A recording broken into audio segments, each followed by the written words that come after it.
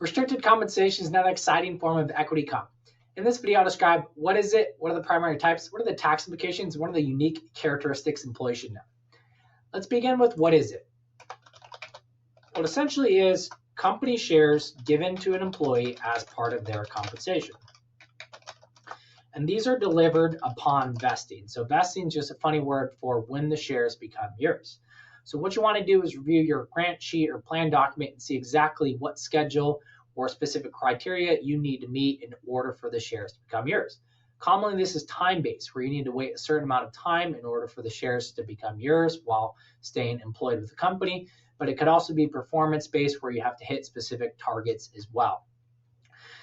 And this is where the term restricted comes into play. So while waiting for those shares to vest, they're restricted, they don't belong to you. But once the shares vest, they become unrestricted or they belong to you. So now let's talk about what are the primary types. Well, the first one is your restricted stock.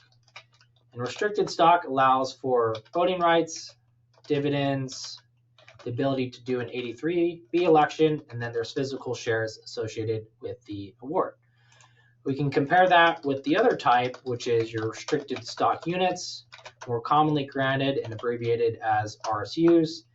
Restricted stock units do not allow for voting rights, do not allow for dividends, do not allow for the 83B election, and then the reason for this is because they're referred to as phantom compensation, so there's actually no physical shares delivered at the time of grant for RSUs. So they're phantom compensation, no physical shares delivered with RSUs at the time of grant. The shares come into the employee's possession upon vesting.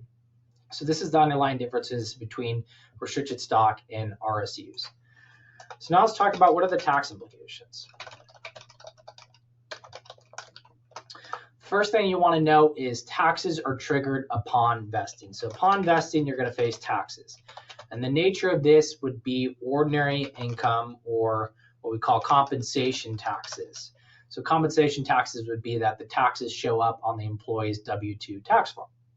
And the actual tax bill will depend on the value of the company stock and then the amount of shares granted and delivered to the employee upon vesting. So you take those two figures, multiply them together, and then you're going to come up with the ordinary income / compensation tax bill showing up on the employee's W-2 form. The good news is that the company may withhold for taxes upon the shares vesting.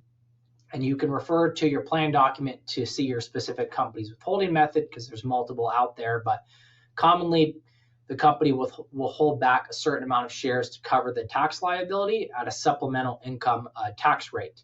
It's important to note with this that the rate that they withhold for taxes may not align with your personal tax rate. In other words, once your shares vest, your restricted stock shares vest, you could face additional tax liability. So it's important to be cautious of this.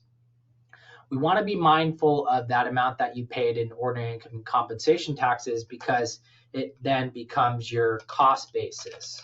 So the amount you paid in ordinary income compensation taxes after it vests becomes your cost basis for determining the next type of tax. So if you sell your shares immediately after it vests, then you probably won't have to pay the next type of tax, which is a capital gain tax, because there was no room for the shares to appreciate. But if you did wait a certain period of time before selling your stock, then you could face capital gain taxes.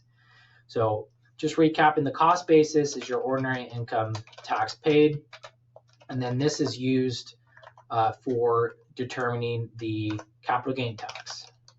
And your capital gain tax is either going to be short term, which is if you held the stock for less than a year, or long term, which is you held the stock for more than a year before you sold it. So once your shares vest, if you held the stock for say 6 months and then sold it, then you'd pay capital gain taxes at the short-term capital gain rates on the difference between what you sold it for and this cost basis amount right here. But if you held the stock for longer than a year after it vested, then you would be subject to the long-term preferential tax rates, again, on your sale price minus your cost basis. So you could potentially have capital gain taxes in addition to the ordinary income taxes that you're paying. So that's a little bit about the tax nuances with restricted compensation. And then the last thing that I wanted to highlight, what else you need to know, is that restricted stock tends to have forfeiture provisions. What I mean by forfeiture provisions is if you are granted restricted stock and you're waiting for it to vest and you leave your company, then it's in all likelihood you're probably not going to get those shares. So if you leave your company before the shares vest, you're not going to be entitled to those shares. So they will be forfeited. And that's kind of based on you leaving the company. There's also the forfeiture provisions if you don't meet those specific performance targets as well, then the shares may not come into your possession as well. So it's important to be aware of forfeiture provisions with restricted compensation, as they could impact your shares if one of those events were to happen. So that's a little overview of restricted compensation in a nutshell. I did write a more detailed article on this subject, so feel free to reference it in this video. And thank you very much. Hope this was helpful.